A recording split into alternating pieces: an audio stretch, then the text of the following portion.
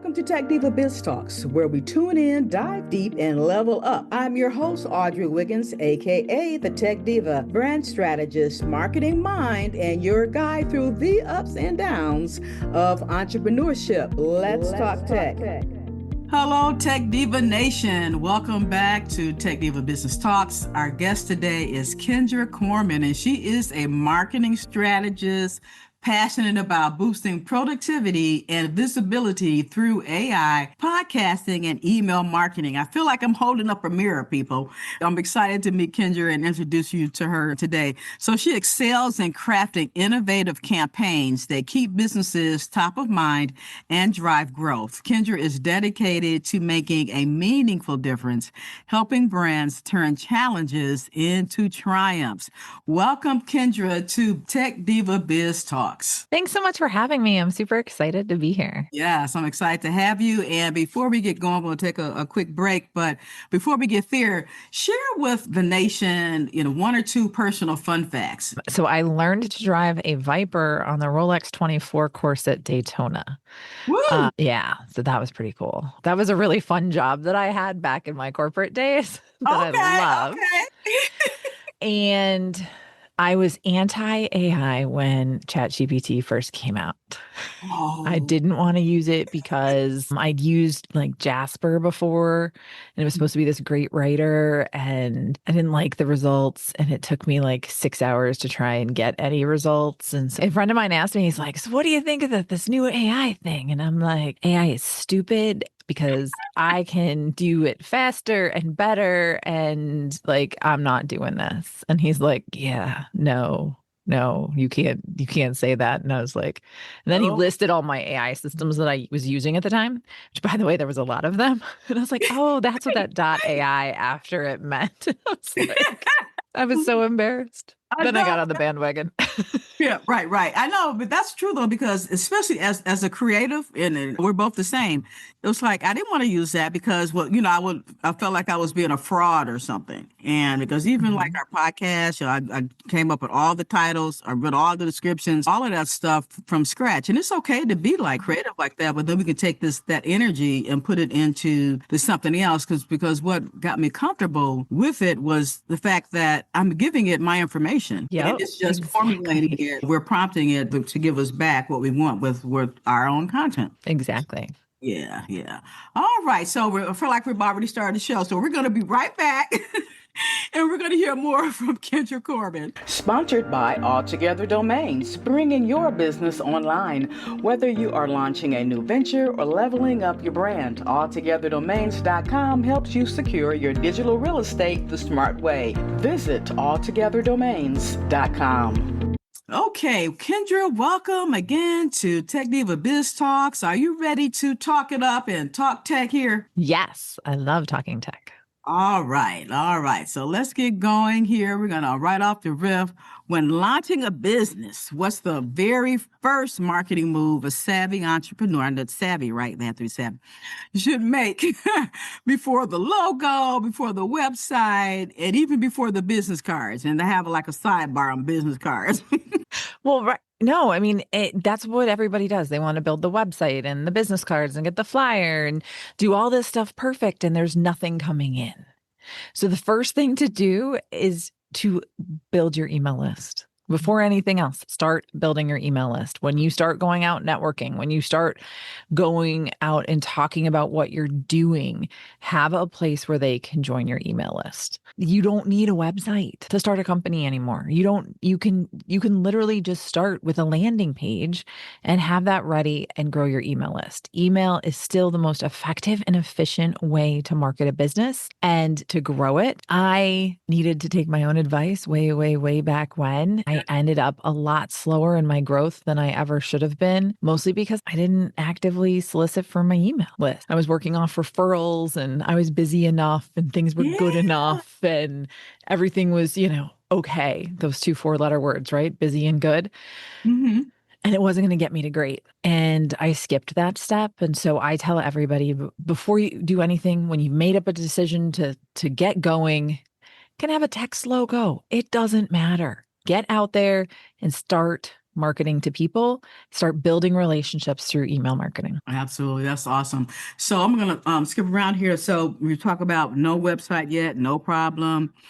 Or is it? So then, because you talked about this a little bit, can you market your brand before you've got a digital home base? Because now we're in this digital landscape that we live in. Yes. I mean, you can start immediately, right? Do you need a website eventually? Yes.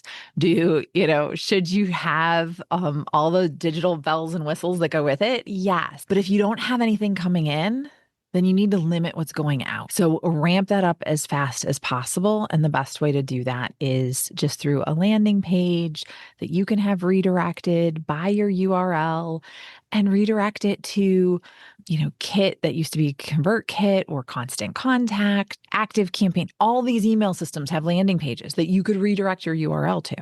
It's not going to really be out there building your search engine optimization or anything like that, but building that email list is building those relationships. And that is just so, so important. Yes, because that's where our customers are going to come from. We have this landing page, or you're just doing our email marketing. I know that's a real pet peeve, not a pet peeve of yours. That's really queen for you, is really having that. So we're posting, podcasting, blogging, rinse and repeat. So how do we keep that content machine fueled without burnout? So I recommend starting with one core base piece of content. I use my podcast for that, and it drives and can drive the rest of everything else, right? I spend 30 to 45 minutes recording a podcast episode. I can break it up into multiple social posts, from pulling out like a tip or a quote or a reel or a story. I can announce that the episode is live. There's just so many different things I can do. And then I can build on that theme by building an email directly from it. So when you're thinking through your plan, start with one thing that you're going to invest your time and your thought and your mental calories towards, and then take that and make it into everything else. Now, the biggest objection I get about that is, well, won't people get tired of hearing? Nobody's hearing all of it. Nobody's seeing all of it. That's right. Even if you tag them. Right? They're not seeing it as much as you're seeing it. So you can post something 10, 15 times and maybe 2 or 3 people might see all of them, but that's it. Even if you have hundreds of followers. That's right. So sometimes we're talking about posting. Social media may feel like there's a party, in every corner. So how do you know which platforms deserve your time and your brilliance? I love this question because I used to answer it differently. And I've converted myself down a different path. And that is, I used to tell people, go wherever your customers are, right? Find out where they're at and be there. These main platforms are so huge. Your customers are on any and all of them. Pick the one you like the most, the one where you sit down on the couch and you pull out your phone and you're scrolling through it. Where are you going to spend the time? Where do you want to go and actually interact with people? Social media is meant to be social. And that's where a lot of us fall flat, is that we're not having conversations there. We're posting and moving on. And so start with one, prove to yourself you can keep it managed, right? Go ahead, grab your brand name on all of them. No problem, right? Right. You can go ahead and protect your identity. Pick one that you're going to be active on. Then if you are like, well, I really want another one, then pick another one, but prove to yourself that you can not just post, but actually interact and be social on that network. Makes a lot of sense, because you're right. We'll be scrambling all over the place, whether AI is helping us or not. But then it's, going back, we're ghosting all of those posts or those platforms. Yeah. And it's, again, these platforms are so huge. Your customers are on them, right? So yes. Pick one that you like to spend time on and are most comfortable with, and go with that one. So that leads me to our next question about knowing our audience. And because everyone says that your niche, know your audience, who you're talking to.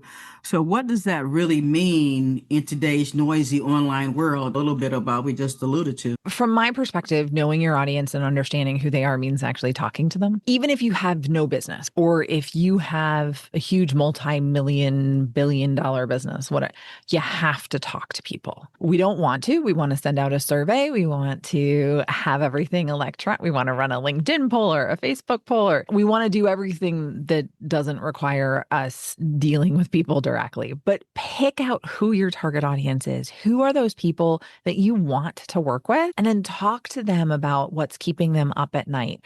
What problem are you solving that's helping them? What words do they use? How do they do it? I work my full service agency. I work with a financial institution.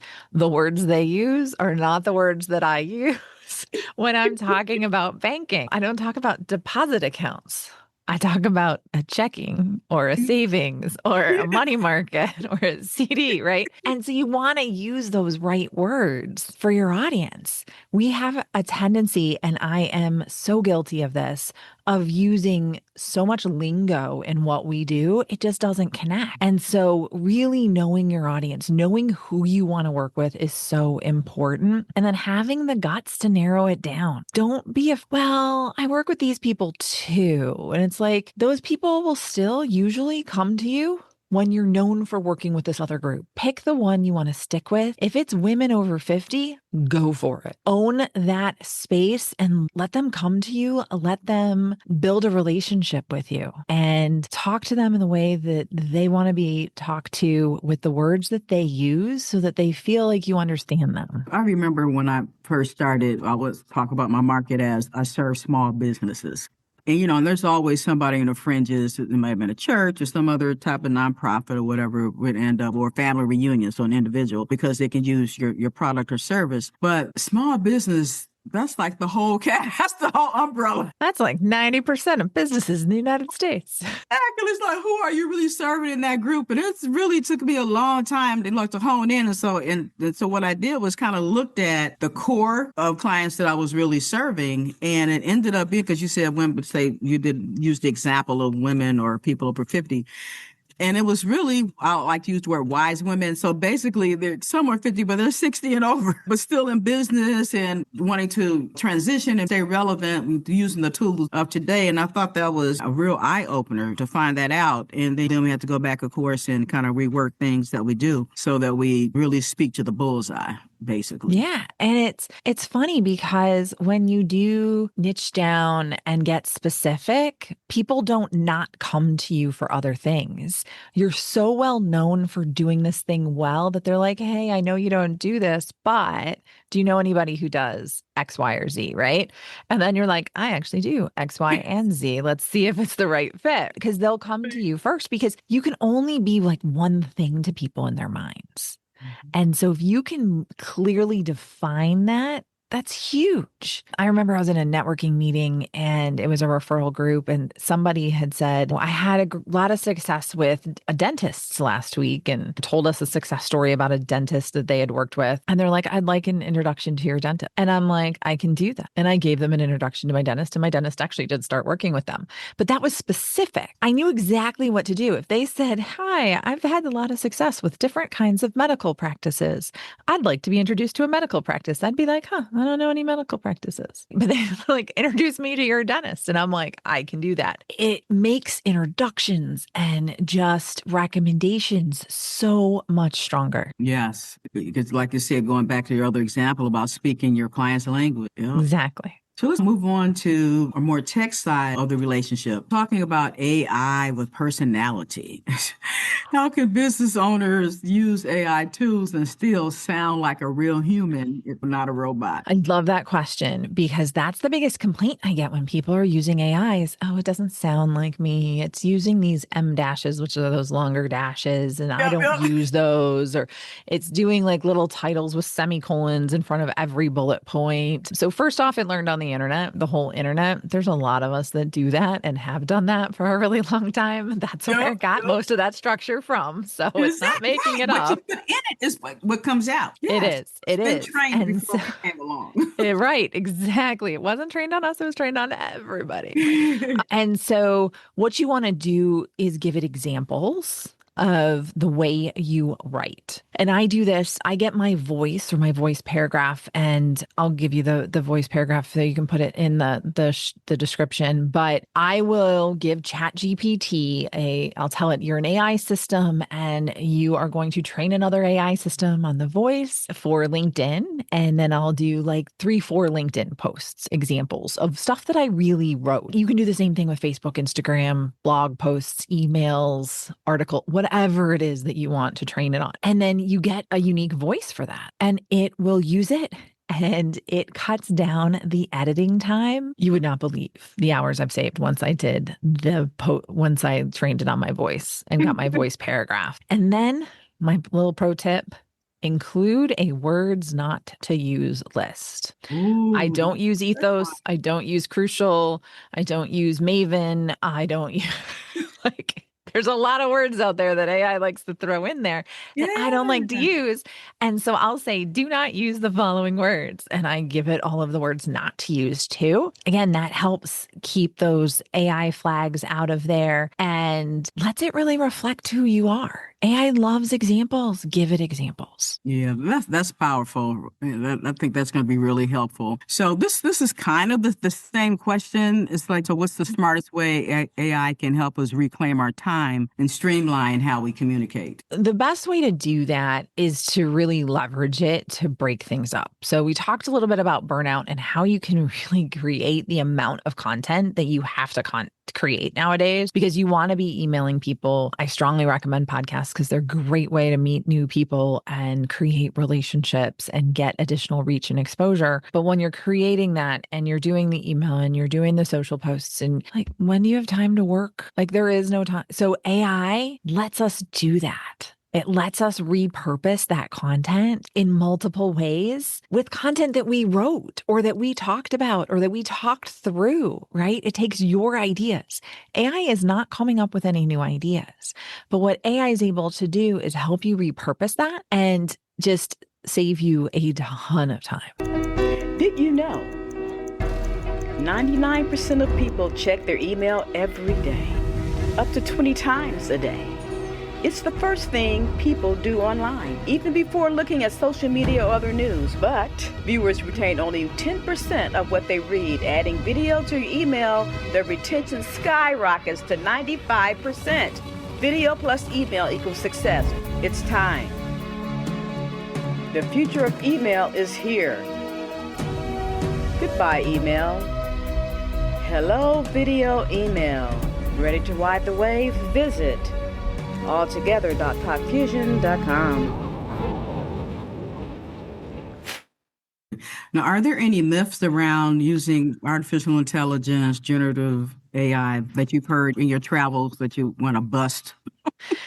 So I do a lot of training on AI and a lot, it'll never sound like me. That's one. Clearly, we covered that one already. But another one is that, oh, well, it learned on the internet, and therefore half of what it's going to give me is going to be a copyright infringement. That's something to be cognizant of, is that sometimes it hallucinates, which I love the fact that hallucinate is a technical term, right. But sometimes it hallucinates and will make things up or borrow from someone else's stuff. That is possible. I only had that happen once way back in the beginning. But once I learned to give it enough information, I've never had Grammarly come up with another flag on copyright infringement or plagiarism anywhere. And so I think that that's really important. The other thing is that AI is going to take all of our jobs. Oh, yeah, that's a good one. It's not. Right? The people that know how to use AI are going to take your job. I did a presentation to a bunch of nonprofits, and one lady walked up to me afterwards and she goes, "Thank you so much." And I was like, "Why?" And I was like, "What did you learn?" I'm like, "I'm all excited." And she's like, "Yeah. Well, I learned I'm going to try using AI because I wasn't using it because I thought it was going to take my job." And I was like, "Okay, she works at a smaller size nonprofit." I'm like, "How many jobs do you have at the nonprofit?" And she's got 4. I'm like, "No, it's definitely not taking your job because you're the only one that wants to do all 4 jobs and get paid for one, right?" But it'll actually allow you to do like 2 of those jobs well. It'll let you get through some of that to-do list. And I think that that's so important. Another thing related to that is I always talk about the work pyramid.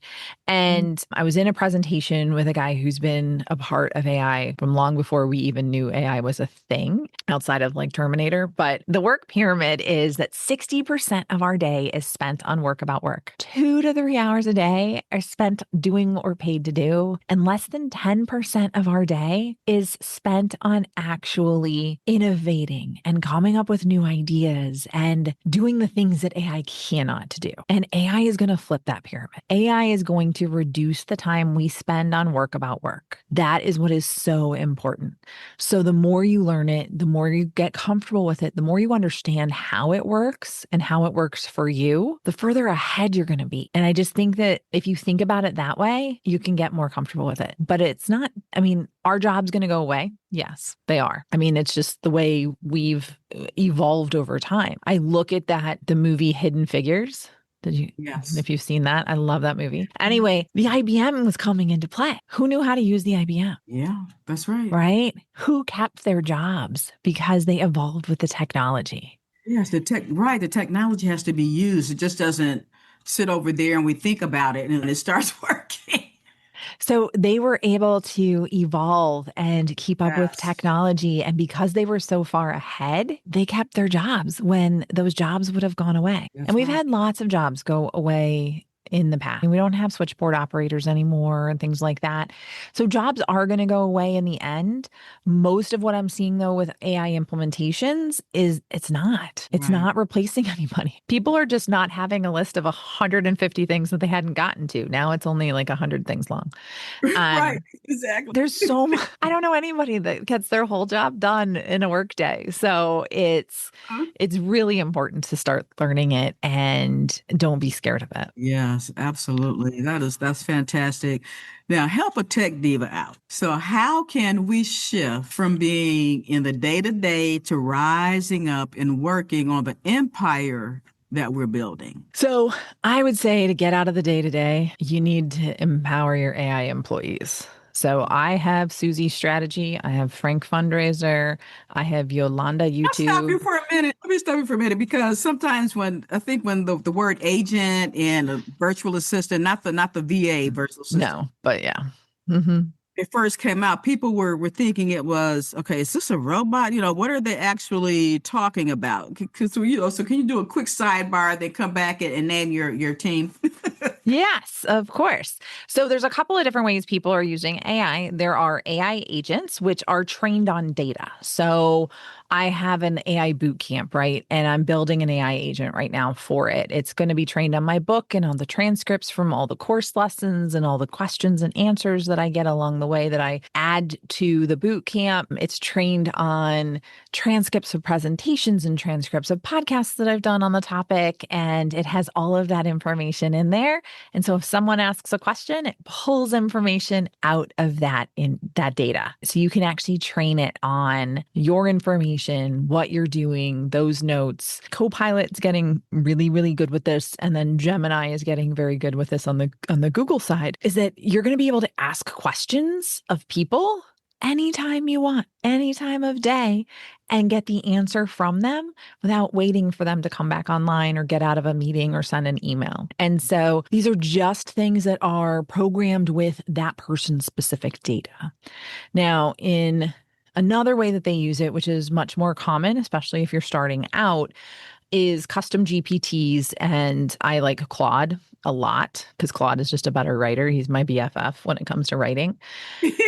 And I write it feels like 8 hours a day sometimes. So Claude has what's called projects, and that's just its version of custom GPTs. And those are, again, just programmed with very specific, very narrow guidelines.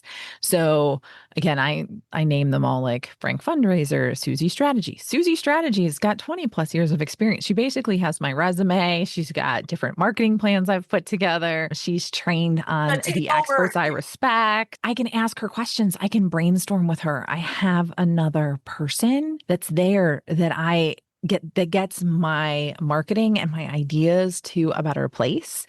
And I saved 30 to 40 hours a week just using these people that I have trained. Yolanda YouTube is an expert in YouTube using keyword strategies, and she knows how long a title should be and does all the things. And it's a lot of fun. It's pretty amazing. Susie Strategy regularly tells me, that doesn't sound like a good idea. And I'm like, thank you. Okay, why not? And then she tells me all the reasons why my idea isn't good. And sometimes I agree with her. And sometimes I'm like, suck it up and move forward. Yeah, that's cool though. Yeah, I like that. Kendra, so how can we find you? You've got your podcast and your other work that you're doing with your business, but let us know. Give us that footprint. Yeah. So my podcast is called Imperfect Marketing, available wherever podcasts are found. My YouTube channel is at Kendra Corman, Kendra with a K and Corman with a C. And you can also find me on LinkedIn. LinkedIn is where I'm most active. And that is, you can go to kendracorman.com/LinkedIn, and it'll redirect you to my LinkedIn to connect with me. You dropped so many nuggets on us that really excited to have met you and I had you here today to speak with me and the Tech Diva Nation. So thank you so much, Kendra. Thank you so much for having me. I really appreciate it. Sorry, I get really excited about it. That's it for today's Tech Diva Biz Talks. Hope you caught a gem or two. If you did, share it, review it, and most of all, put it into action. Until next time, tune in, level up, and talk tech.